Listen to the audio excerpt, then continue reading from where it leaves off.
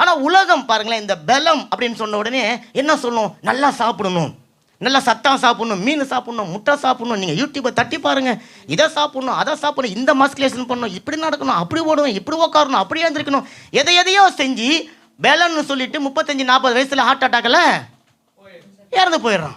அப்போ அவனுடைய அத்தனை பிரயாசமும், நான் யோசனை பண்ணி பார்த்தேன், அவன் பெற்றுக்கொண்ட அத்தனை பிரயாசமும் அவனுடைய ஹார்ட்டுக்கு கேடு உண்டாக்கக்கூடியதாக போய் அவன் செத்து போயிட்டான்.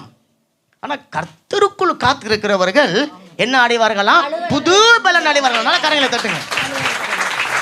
அதுக்காக நான் எக்ஸசைஸ் செய்ய வேணாம், அதுக்கு நான் கோந்தராரா இல்லை.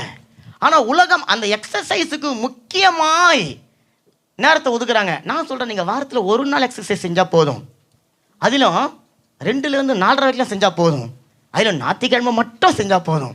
ஆமீன். இந்த எக்ஸசைஸ் உங்களுடைய வாழ்க்கையில் ஹார்ட்டுக்கு மட்டும் கிடையாதுங்க,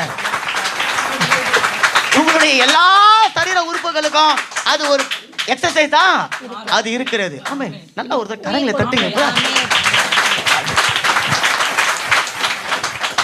அப்போ வெளியில இருக்கிற மனுஷனுடைய சரீர பலத்தை உலகம் பார்த்து கொண்டு அதை பலப்படுத்துவதற்காக எதையோ செய்து கொண்டு இருக்கிறாங்க.